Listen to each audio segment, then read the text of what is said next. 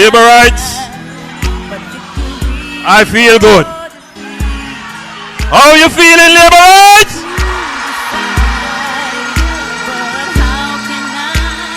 Labor rights, how you feeling?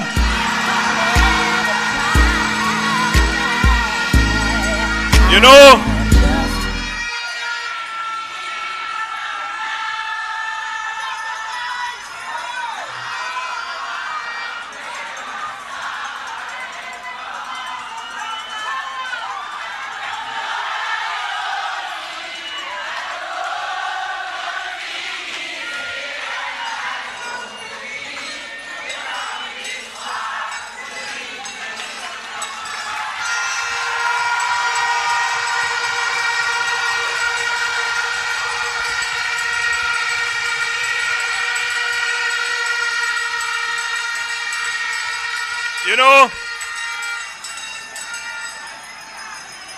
this morning, I woke up with a little song in my head. Nobody's gonna break my stride. Nobody's gonna turn me down. No, no, I got to keep on moving.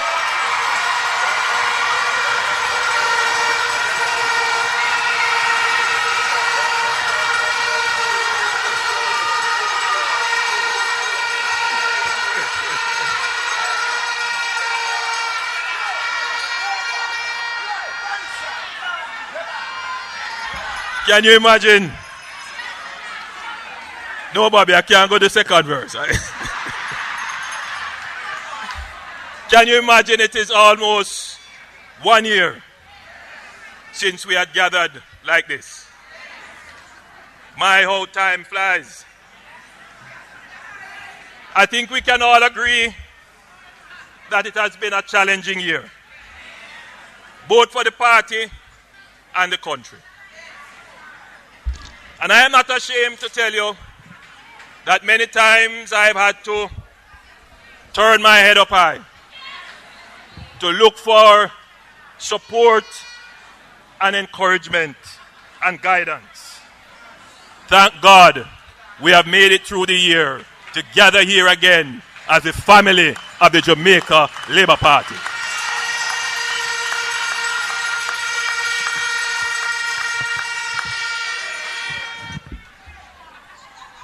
I want to thank my wife and my family for their understanding and support.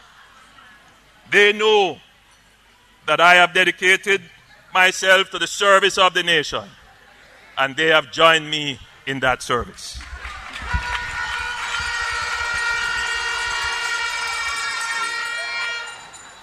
I want to acknowledge Deputy Leaders Shaw, Tufton. Come here, man.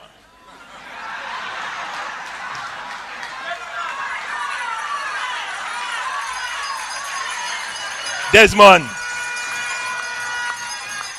and Robertson.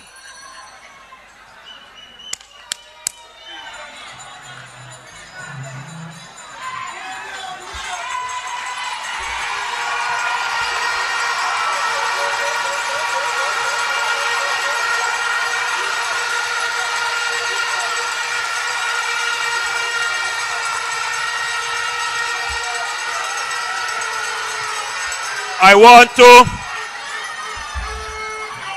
want to acknowledge the chairman and acting chairman of the Jamaica Labour Party and the general secretary and the treasurer and all our trustees. Political work is not easy, but we have continued to serve the people of Jamaica through the great Jamaica Labour Party. I want to thank you, the delegates and faithful members of the Jamaica Labour Party. I want to thank you, the workers and supporters of the Jamaica Labour Party. You have stayed with the party through thick and thin. Nothing will change you from your party.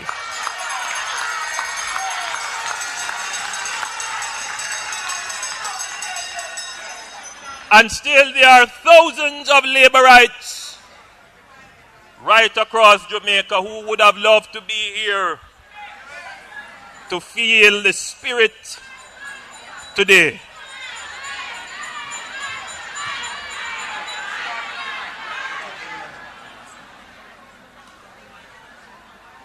I want to encourage the party faithfuls. Keep the faith. Keep the faith. Keep the faith. Keep the faith. Labour Party is building again. There is no doubt that when it comes to putting on a conference and pulling large crowds, JLP have that luck.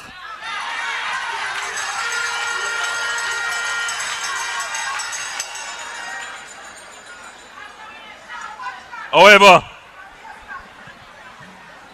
Ecclesiastics tells us there is a time and place for everything.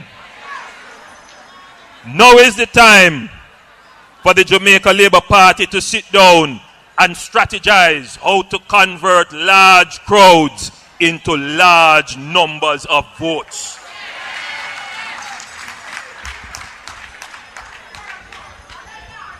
I want to acknowledge the hundreds of thousands of supporters and ordinary Jamaicans who understand and identify with the promise and aspirations of the Jamaica Labour Party. I believe it is accepted without dispute that even among those who identify with a political party, there is growing frustration and despondency with national politics.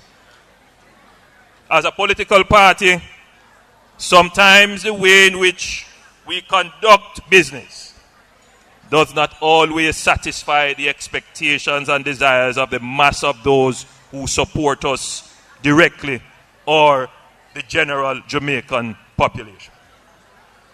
I feel the frustration and impatience of the wider support base of this party and the ordinary Jamaicans for a political force to rise again in the Jamaica Labour Party and take charge of Jamaica once more.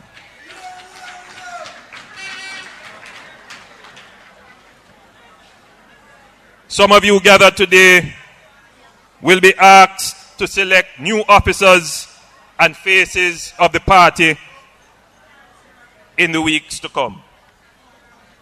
Earlier, you were asked to discuss some of the challenges and make proposals to address them in the year to come.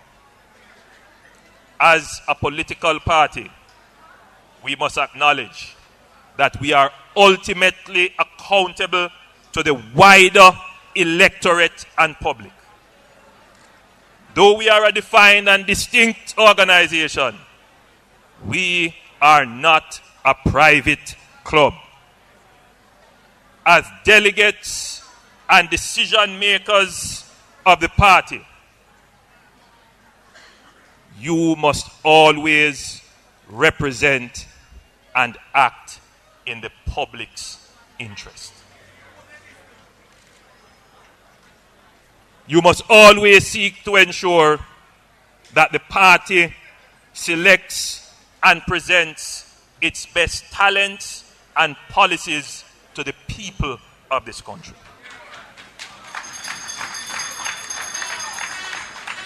It is you, the delegates and workers of the party, that will ensure that this political party, the great Jamaica Labour Party, Bustamante Party,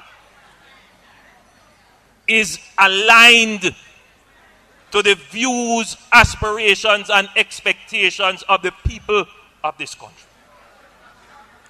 Today is the start of that process of realignment. I heard the suggestion brought by J.C. Hutchinson, expressing the same concern of a disconnect on how we treat with that. But today, I am asking you, the delegates, to play a greater role in your party, to hold the leadership of the party to account, and to make sure that the leadership of the party does not stray from the people of this country.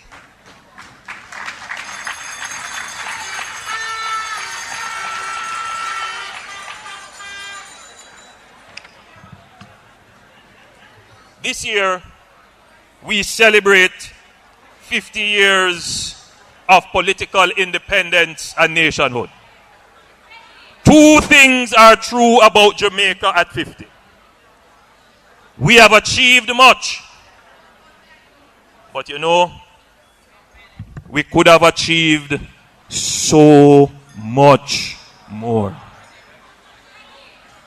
We must be proud of our 68-year-old democracy and the electoral system that has evolved to support it. We can be proud of our judiciary. We can be proud of our military. We can be proud of our universities. In 50 years, we have built an enviable brand, starting with exotic island lore on which our tourism industry is based, to the hard-working migrants who have gone abroad to plant our flag for generations to come. This is reinforced by our rich culture symbolized in Miss Lou, Millie Small, Jimmy Cliff, and Bob Marley, and the constellation of other stars that have brightened our culture. Now the brand is being further expanded by our athletes, who have stamped their dominance in athletics and have done us proud in the Olympics. We are proud of brand Jamaica. However,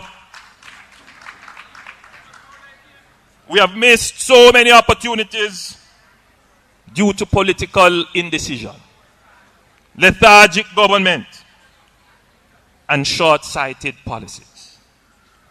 We have wasted decades fighting battles that are meaningless, that have only served to divide us and detract from the real issues of importance to the people.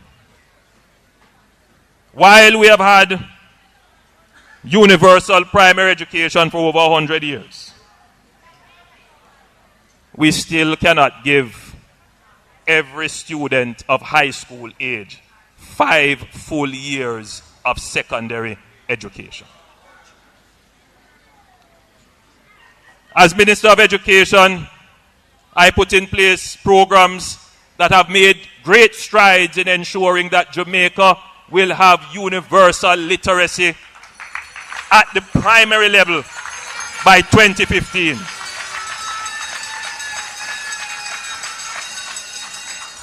But still, there are too many adults who can't read and write. In today's information age, that is a big problem. It is said that Jamaica has the second highest road density per square kilometer, next to Japan. That is a very good indicator of infrastructure development. But if you check our roads, more than 60% of them are in a state of disrepair. We have achieved much, but we should have achieved so much more. You know, we have achieved over 90% electricity coverage of the island. But guess what? We have one of the highest electricity rates in this region. I want you to follow me on something. The Human Development Index, which is a summary indicator of human development of 3 main variables. We look at health in terms of life expectancy, education in terms of the number of years our students spend in school and decent standard of living as measured by something called the gross national income averaged out per person. It's called the Human Development Index. On that index, Jamaica is ranked 79th in the world out of 186 countries. 7th in CARICOM. Barbados is ranked 46th in the world, number 1 in CARICOM. Trinidad is ranked 62nd in the world, 4th in CARICOM. And I want you to follow me when I make the point that we have achieved much. But when you look at what others have achieved, we should have achieved so much more. I want you to look at the index again. Internationally, Jamaica, Trinidad, and Barbados are classified as middle status countries. We have a high life expectancy. On average, if you live in Jamaica, you can expect to live to 73 years. If you live in Barbados, you can expect to live to 76 years. And if you live in Trinidad, you can expect to live to 70 years. On average, children in these 3 countries get 9 years of education. But I want you to pay attention to this one. In Jamaica, the gross national income, that is what the entire country earns, average out per person, is $6,487 US. Now, not everybody get that, but the average. If you live in Barbados, the gross national income per capita is $17,966, approximately 3 times what the average Jamaican earns. But follow me. If you live in Trinidad, the gross national income per capita is $23,439, 4 times what the average Jamaican earns. After 50 years, we can say that we have kept a pace with access to basic social health and education when compared to our neighbors in CARICOM.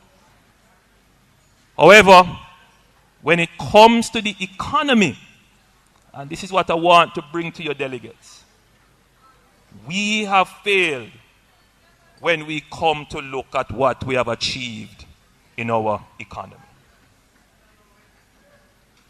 And that is where our political work starts.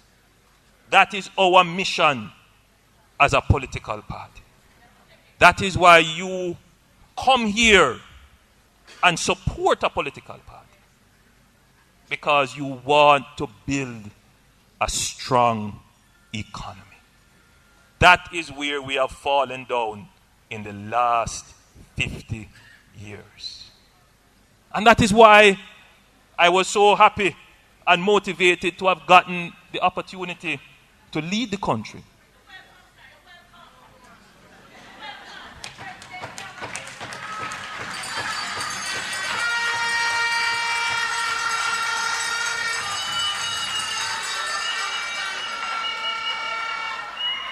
Because I've always wanted the chance to put our economy right. Today, I will not go through the economic profile of Jamaica. The capable, our Minister of Finance, Audley Shaw,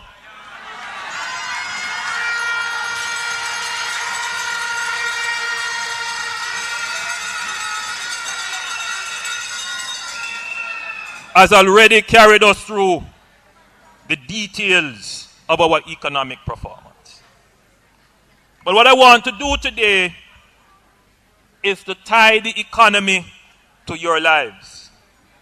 Because whilst we come here to celebrate, you also come here to get a charge and to get a direction so that you can go back into your communities, so that you can explain to your neighbor and your family and your church and your service club what the Labour Party stands for.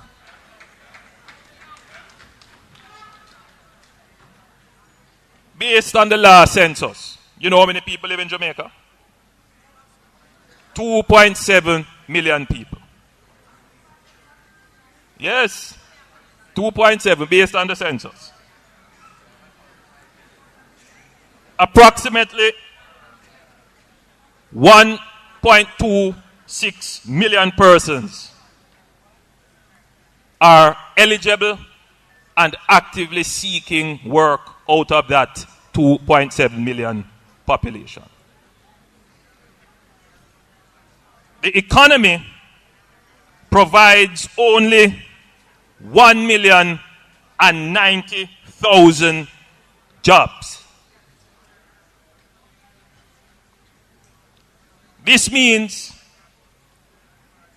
that there are approximately 160,000 Jamaicans who qualify to work and who are actively seeking work without any work. 14% of the labor force is unemployed. This is the highest unemployment rate in 10 years. Anytime the PMP is in power, unemployment rises. And it rises because the economy declines.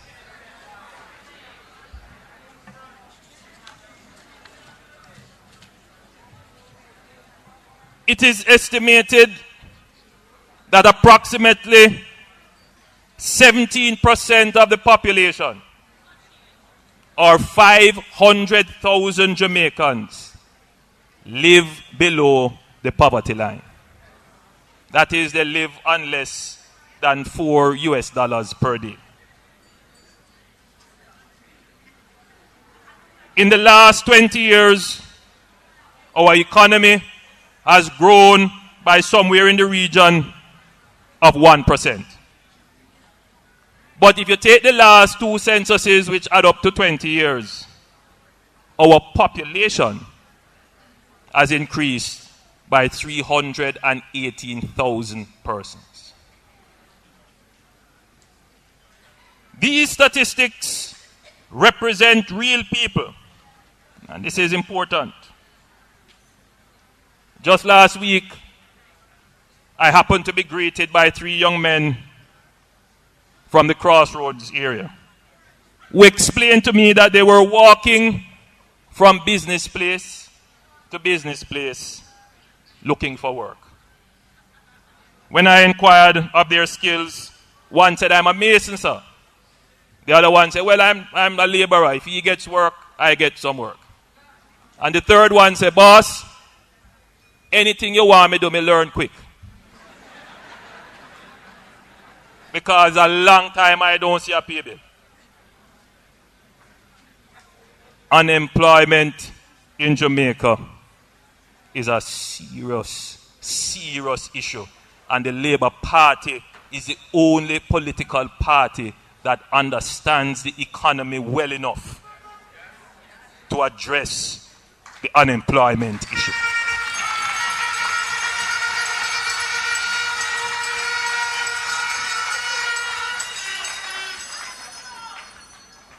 You know, I was happy that these youngsters were trying, because many of them have given up,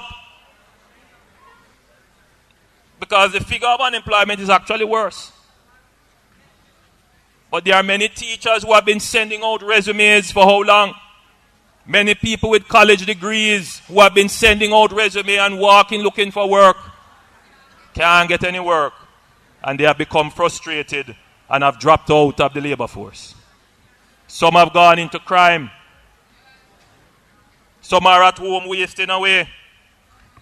And others are making babies. It's a serious problem.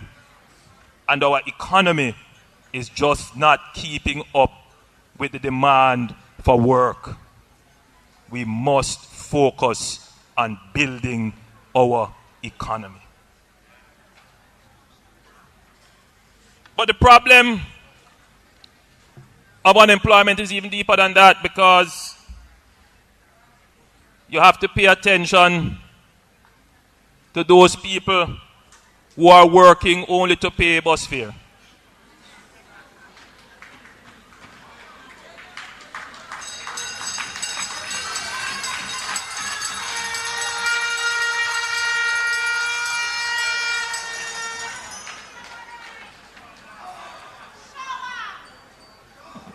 You know, I represent an inner city constituency.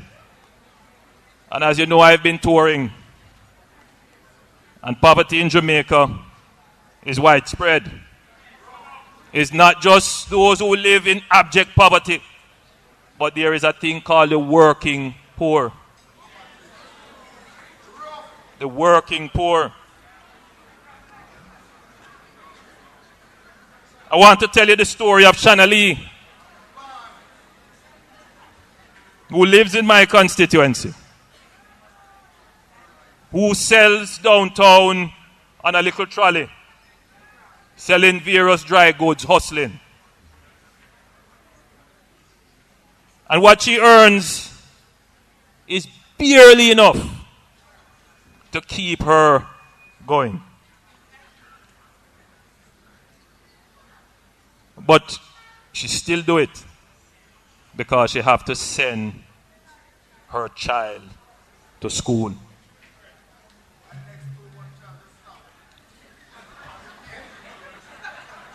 Today, I want us as a political party to talk about the working class people who have been struggling to survive with no help, no attention, and no hope. Today, the Jamaica Labour Party must return to its roots.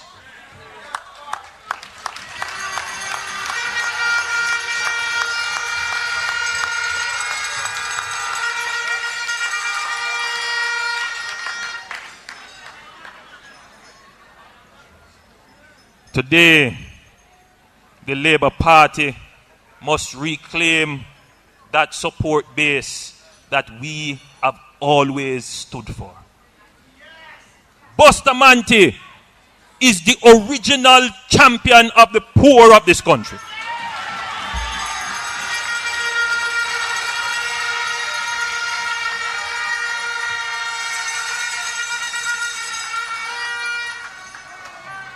The foundation of the Labour Party is the working class.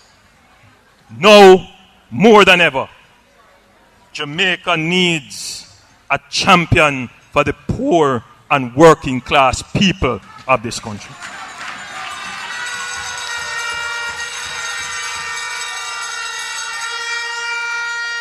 Not one who will come kiss babies and say, I love you, I love you. Those babies are adults now because that has been going on for over 30 years. And they can't say that they have seen any substantial change in their circumstances.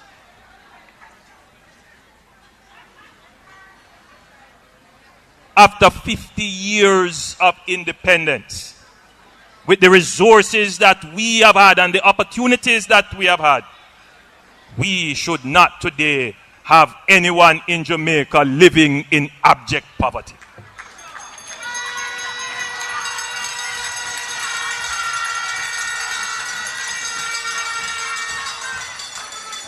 I believe, and I want you, the delegates, to appreciate me, what I am telling you. I believe that we can end abject poverty in Jamaica.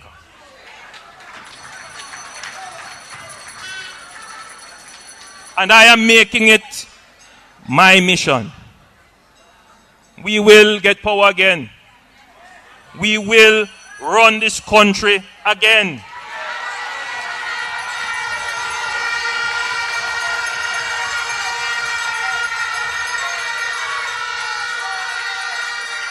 And sooner than you think.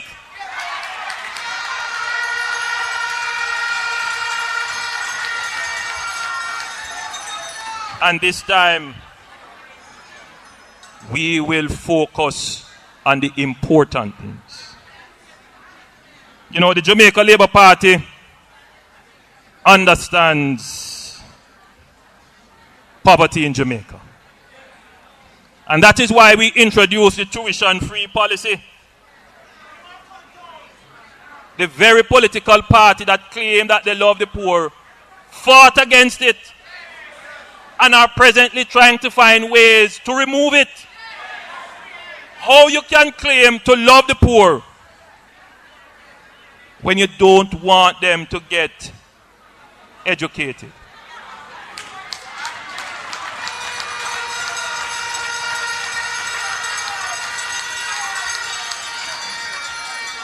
Let me go back to Shanna Lee, because Shanna Lee pushing her cart downtown.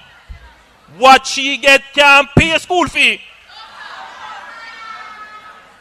And without that tuition support, Shanna Lee's daughter may not be able to go to school. And if Shanna Lee were to get sick, for that household it becomes a trade-off between health and education.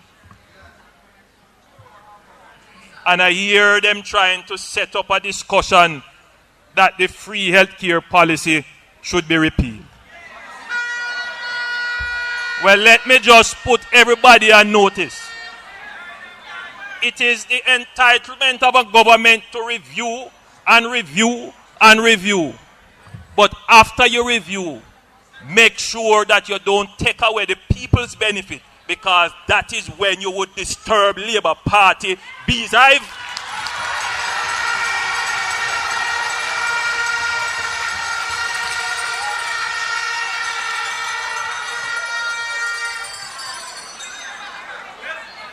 For 4.5 years,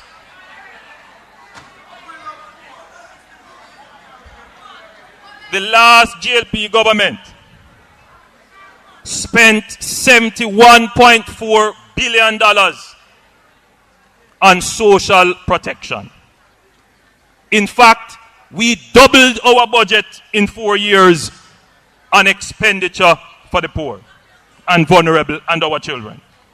Even during a recession, we increased our spending on protecting the poor and vulnerable in this country.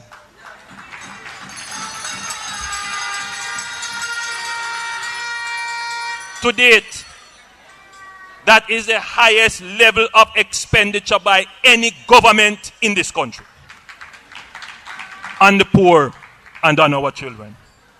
Most of the funds went into the PATH program, went into the school feeding program to make sure that our children could stay in school.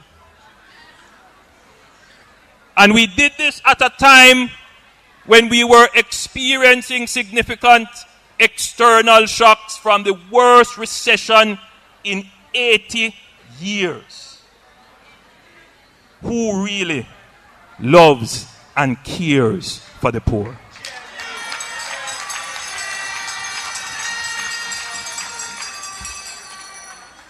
But when I took over as Prime Minister, one of the next programs I wanted to do, and right away, was to reform and improve the PATH program.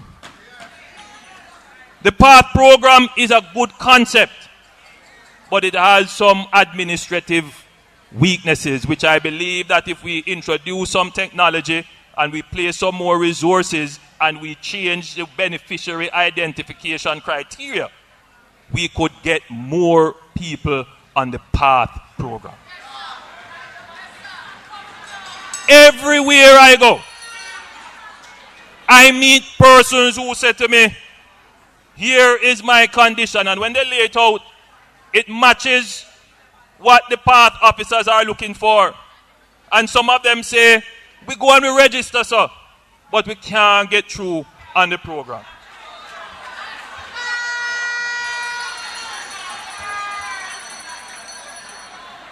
So what I wanted to do right away, if we had won the election, is to improve the PATH program. Right now you have about 350,000 persons on the PATH program. I would have increased that to match the poverty rate and bring that up to 500,000 persons.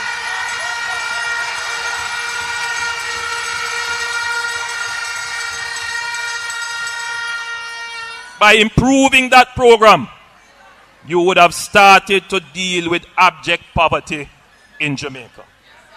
But I would also have done something else.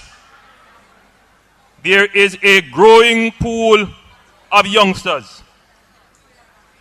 They are just turning 18.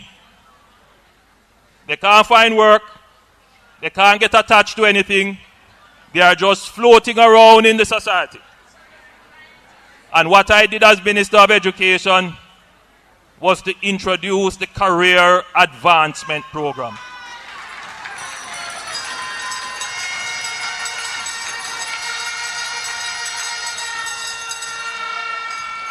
That would capture those youngsters and bring them into a program that would give them a second chance. Now, I'm a firm believer that you must do it right the first time. But we cannot discard our people. We have to give them another chance. And I was prepared to expand our social safety net on a conditional basis, that if they go unregistered in the CAP program or in any other post-secondary program and they meet the criteria for the PATH program, that they could get PATH benefits directly. It is better that you pay them to stay in school than you pay them with maternity assistance. It is better that you pay them to stay in school than you pay policemen to keep them in jail. It is better that you pay them to stay in school and develop skills than you have them in the community for the devil to find work for their highlands.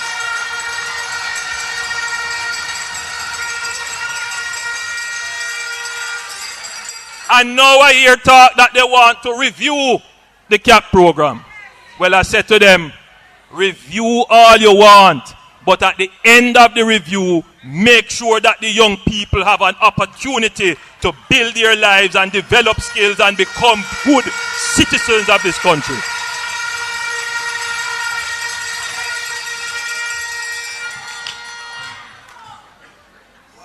So, I want to give you a preview of what would have happened had we won the election. Right away, we would have addressed the issue of poverty in this country. Not in a I love you way, but in a serious, focused, and planned way.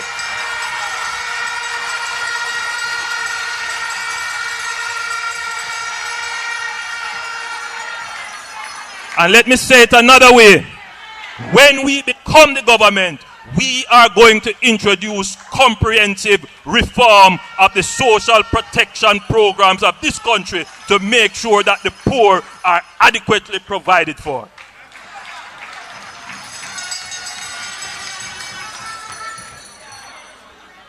But labor rights, I want you to understand that a social protection program alone is not enough to end poverty.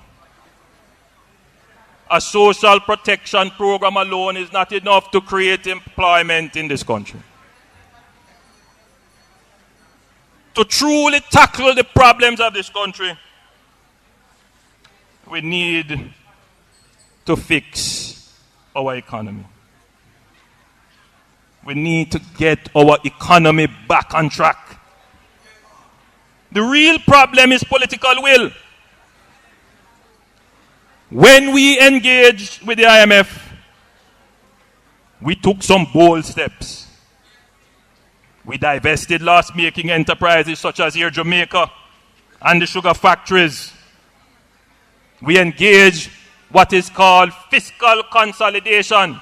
What that mean? It means that we cut public spending, particularly on infrastructure. We executed a seamless debt exchange, so much so to the point that the Economist magazine recommended it to other countries and the IMF. So when I hear fool talk about we broke it, we fix what you mash up in 18 years.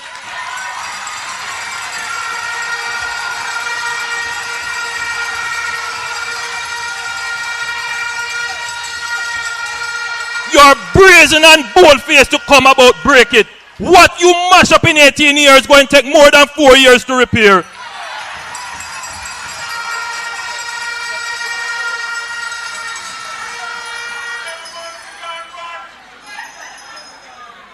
We, a government with a slim majority, braved it and faced the country and did what was necessary. We paid a political price, we made a political sacrifice, and now they have it and they are squandering it.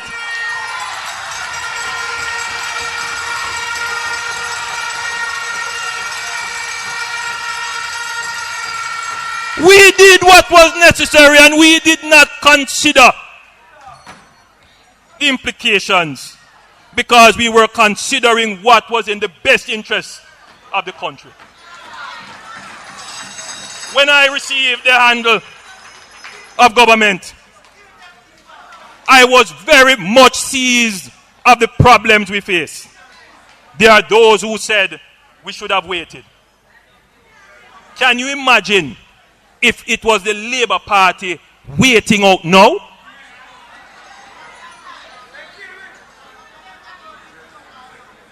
Listen, the problems that we face are deep and require urgent action. And as an opposition, again, it is we who have to make the political sacrifice. Because we're not going out there to be anybody's nightmare. We're not going out there to block roads. We are the ones who have to be behaving maturely. We are the ones who have to be saying, listen, we need to get this IMF deal. We are the ones who have to behave as the progressive leaders of this country. Because this government, either them don't know what them doing or them don't want to do what them supposed to do.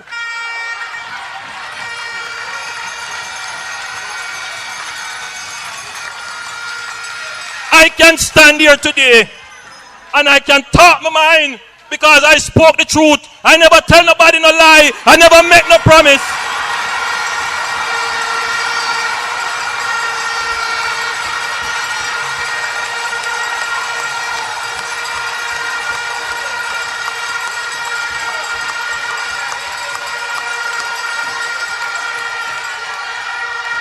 We knew what was coming, and I never wanted to surprise nobody. I was prepared to face the people of this country and have a discussion with them and say, listen, you're running and you're running and you're running, but hear what happened now. The longer you postpone it, the worse it become. Make we do it now.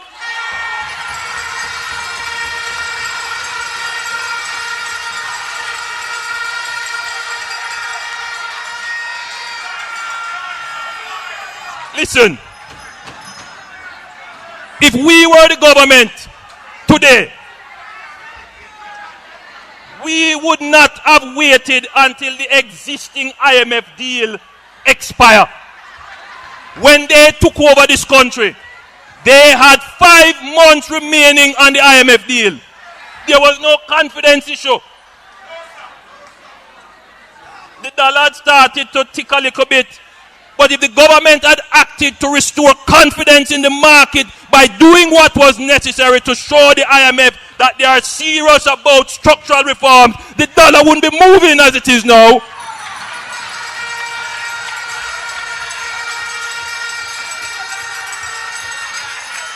Instead, they decided to make the deal run out.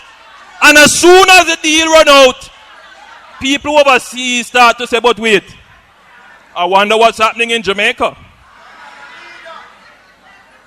I wonder if Jamaica can pay its bills. And as soon as that starts to happen, business people in Jamaica say, boy, I have to start make sure that I can pay my bills. So that starts to drive demand.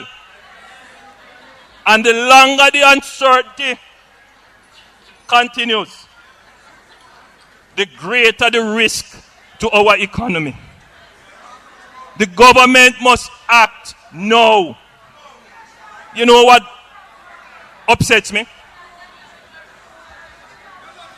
And I want to say it this way.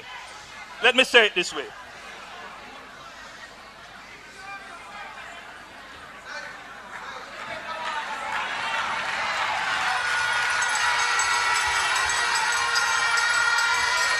Let me cool down a little bit. Let me say it this way. The present minister says an IMF deal is entirely possible by December. Watch me now.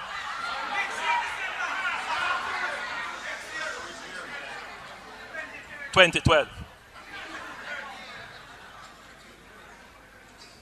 Like all well-thinking Jamaicans, every labourite in here wants to see an IMF deal signed and sealed as soon as possible.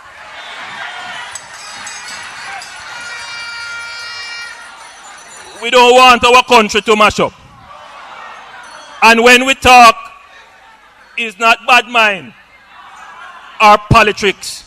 It is because we have a duty to keep the government on a straight and narrow path. And nobody is going to silence us from making our points in a dignified way, in a responsible way, and in a respectful way. We understand the delicate nature of the financial markets, but we have to balance that with the needs of our people who are impatient of policies that have only served to impoverish them. So I am not going to stand here and be quiet. We're going to have to make some noise.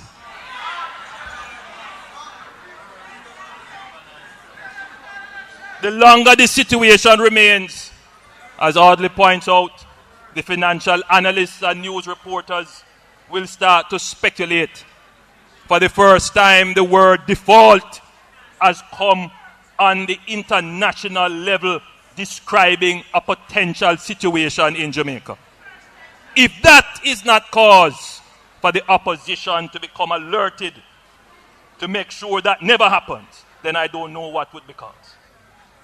As we are the opposition, we have a duty to protect Jamaica, even if the government is not.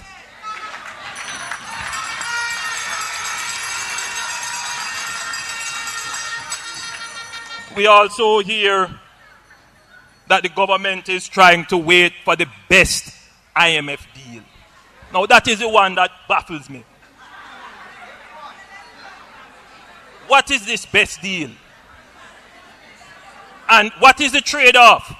How long will you wait for this best deal to come while the economy collapses? And will this best deal be enough to rescue a collapsed economy?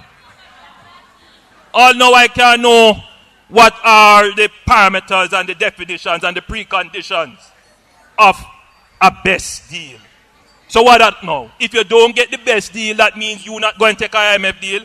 You need to tell the nation what you are asking of the IMF. And I want to know, does this best deal actually treats with the structural reforms that are necessary to restore our economy? Or does it just kick the problem into the future for our next generation, 50 years to come, to address it? I want you to understand my labor rights because you have to carry back the message. I don't believe in carrying out the needed reforms because the IMF says so. I believe that this is an independent country politically. And we must be mature enough to know what is necessary to be done and get on with it. It hurts me, because it's the same people who talk about completing political independence. Want to distract us with all kinds of things, CCJ and Queen, completing our political independence. Well, hear me now. The only way that we are going to become truly politically independent is when we are economically independent.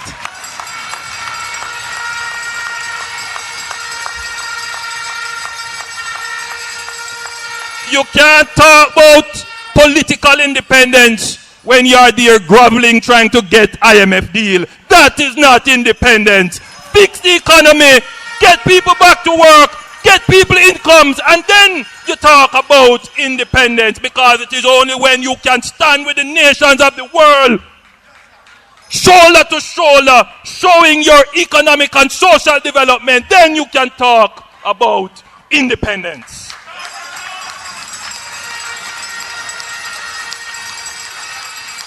That is why Bustamante decided that we would take this kind of independence where we would not suborn our sovereignty to any other political organization. That is what we meant by independence, that we would have built an economy that would make us strong and independent in the world.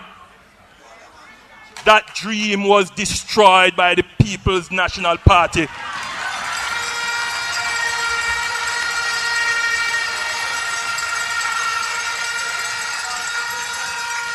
Taking the country off on an escapade of a frolic, and now we are still suffering from it.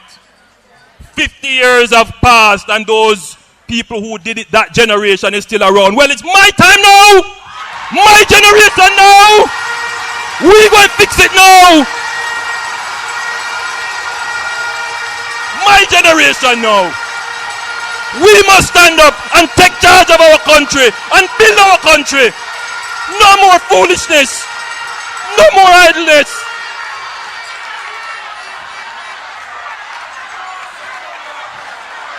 Our country, we must build it. I am sick and tired of them. They must go. They must go. They must go.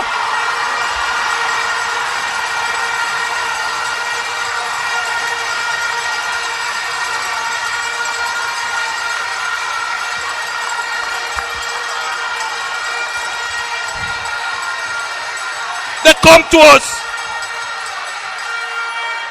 They come to us with Jeep.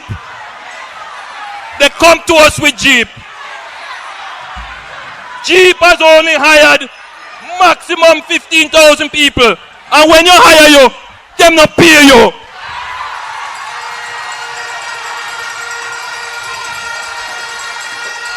Remember what I said.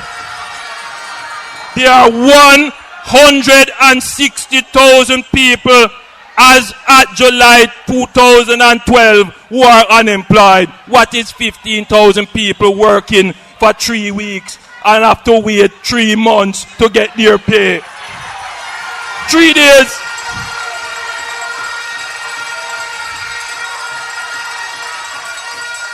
That cannot solve the problems of this country. Let me tell you something. You see Christophe down there? If we were in power today, we would have sealed the deal with Convergys, one of the largest business process outsourcing companies in the world, that would have brought 5,000 new jobs to Jamaica for young people and old people to work and earn a salary that they could use to pay for their picnic to go to school and mortgage and save and leave some for the generation to come. That is what would have happened had we been the government. Anybody hear anything about Converges since them win? Where that job gone? It's certainly not in Jeep.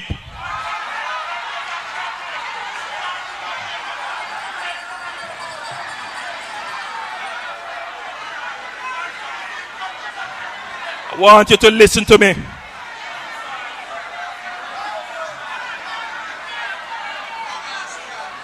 We have to build our economy so we can create jobs for our people. That's the only way to do it. We have to build our economy so we can remove poverty from our midst. That's the only way to do it. Every time I remember my friend from the Prime Minister's constituency jumping up and down, Lord, me glad.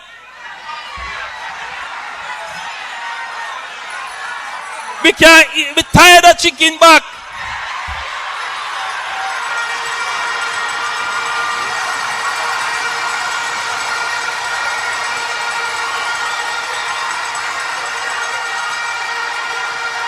PMP win so we can now eat oxtail and curry mutton. How disappointed she must feel that since PMP win, the chicken back growing again and fly gone.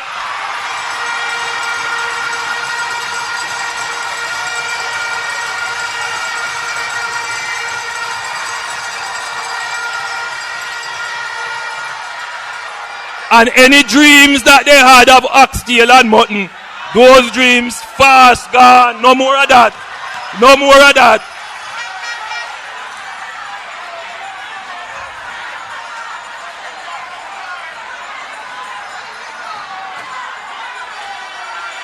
I want the people of this country to understand that there are consequences for actions. We respect the right of the people to choose. And we have to get our business organized. When the people call on us again, we are ready. But there are consequences for bad decisions.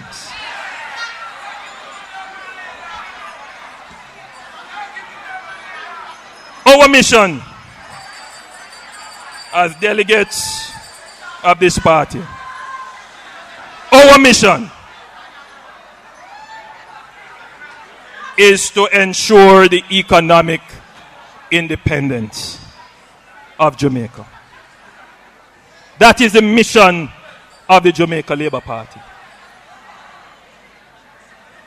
Once we do that, we don't believe in any trickle-down theory. We don't believe that because there is economic growth that people are going to actually benefit. We are an activist social party. So we put in place policies to ensure that while the economy is growing, the people are benefiting from the growth in the economy. That is the definition of the Jamaica Labour Party.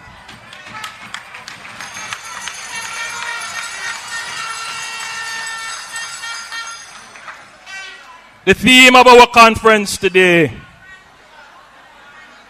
is vision, focus, build, connect.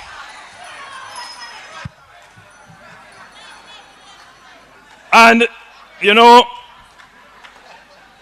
I don't have to tell you more about the vision. You know the vision. We want every Jamaican to have a job. Even if they don't want to work. We want them to have a job because we are Jamaica's Labour Party. We want every child to have a space in a good school for more than 5 years. And if they want to go to university, we must make the provisions for them to go to university. We want you to be able to drive on your local road without dropping into pothole. Can you imagine a Jamaica like that? You know the vision very well. We want to end poverty in Jamaica. And we can do it. And we will do it. But we have a challenge. We have a challenge. And the challenge is for us labor rights here, to remain focused on our theme. The reason why I call the delegates together, and I know there are some persons who say, bring everybody and make we have a big party again. But I would not have been able to communicate these ideas to you. The purpose of this is to connect with you and set the tone for the base. We are the modern progressive party for Jamaica.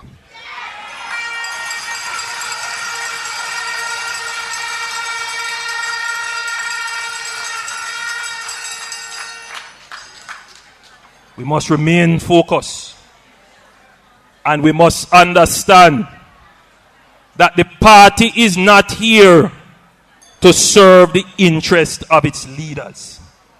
The party is here to serve your interests and the people of this country, and we must never lose sight of that.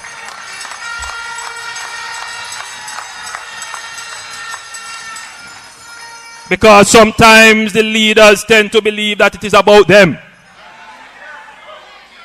And they are hurt, and they're this, and they're that, and they run off and do their thing. No more of that! No more of that! No more of that!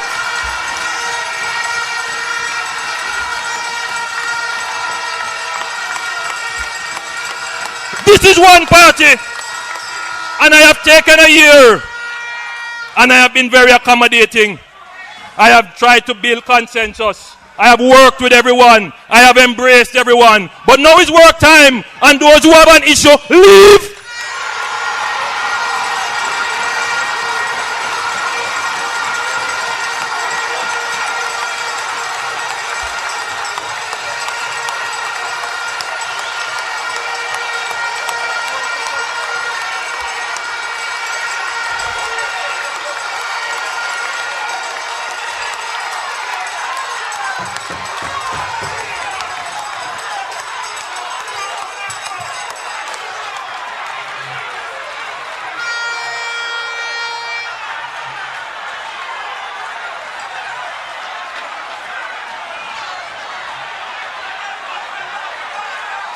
Like you, the delegates of this party, I am sick and tired of those selfish people who think that this party is here to serve them. No, the party is here to serve you.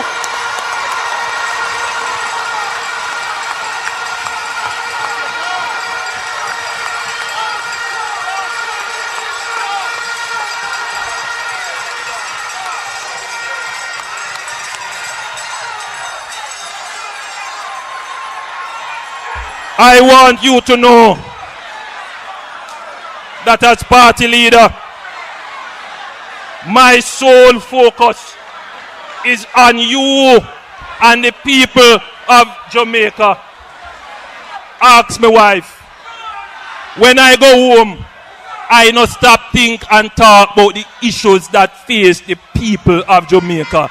I'm not talking about me and what I want and who hurt me and them foolishness there.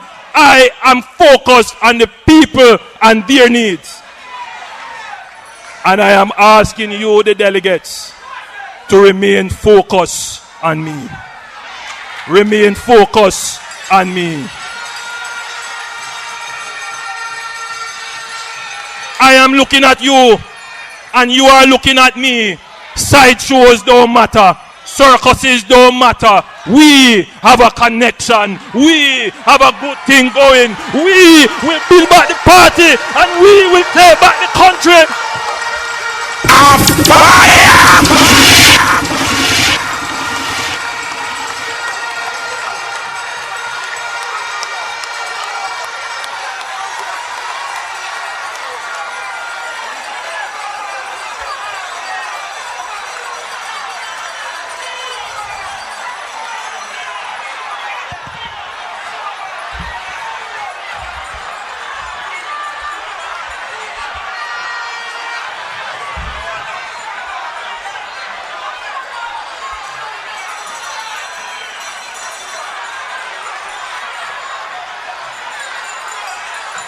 Many persons felt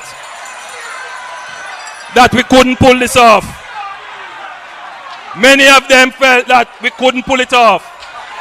Look at us now. Look at us now.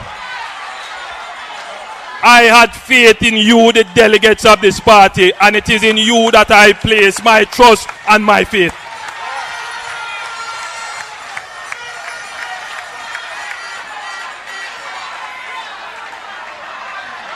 And I want to accept and thank you for nominating me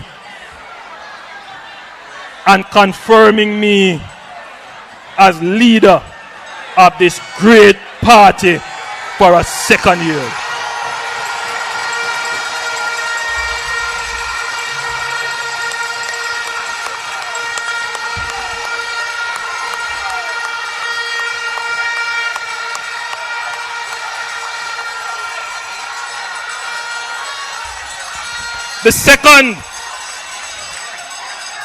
The third word in our theme is build. And what do we mean by build? Build is about taking the vision and turning it into reality. To do that, we need a secretariat that will go on the road and work.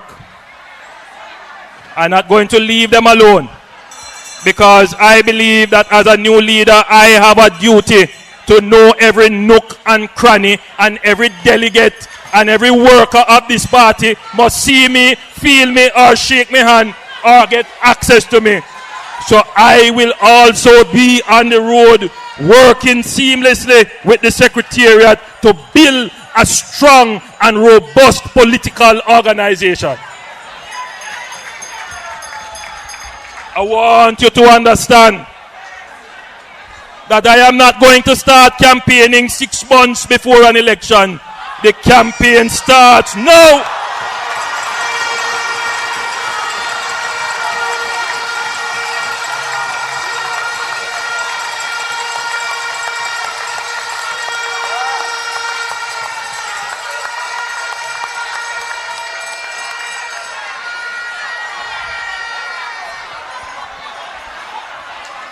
The last word in the theme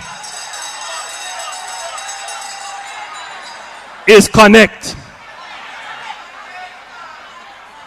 The majority of the Jamaican people share the core fundamental beliefs of this party. Independent spirit. It is Jamaica Labour Party that defended our independence. And the majority of Jamaicans are independent, proud people. A patriotic Jamaica first ethos. We are the ones that say Jamaica first. The other people say federation and political union and other things first. But we say Jamaica first. And I want it to be understood that a weak Jamaica does not make a strong CARICOM. The philosophy of the Jamaica Labour Party is to strengthen its country first so that it can adequately play its role with its neighbors and partners.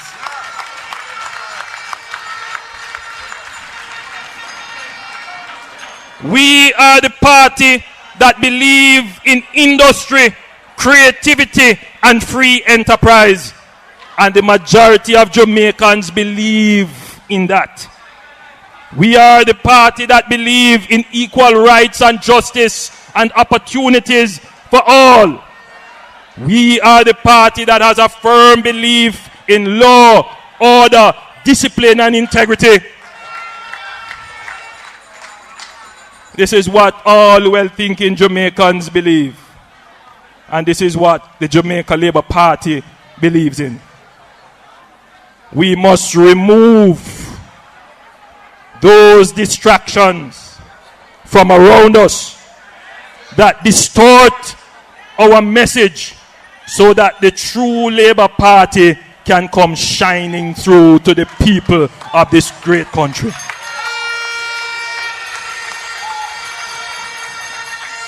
I am confident that we can do it. I am confident that we will succeed. I so badly want to grow my country, and I so badly want my country to become economically independent. And I am determined to have the Labour Party ready and fully mobilized for the next election. I want to leave you with a thought. You know, every time challenges arise, somehow I get a sign that reminds me of what is important and keeps me motivated. Just after Hurricane Sandy, I toured my constituency and visited Shanali's home. You remember Shanali? She's selling the market. She have a little baby. She is part of the working poor. The storm had damaged her already leaky roof. And she invited me to come into her one-bedroom to show me the damage. And inside the room were pots and pans and pails and cups all over, on the bed, all over, on the little stove that was in the corner, everywhere, catching water. But on the bed also was her little daughter, reading her grade 4 book, preparing for her grade 4 literacy test.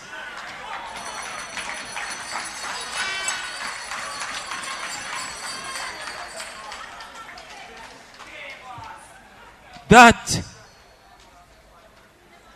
reminded me of why I am in politics. There are many Jamaicans like Shanali and her daughter who are fighting against the odds to succeed and lift themselves. And that is my purpose in life, to help them. That is your purpose as a political party, as a delegate, as a worker.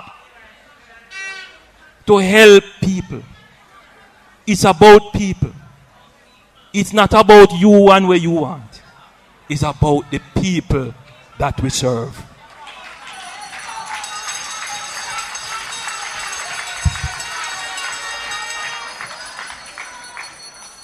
God help me. I'm not going to let people distract me from doing the right thing.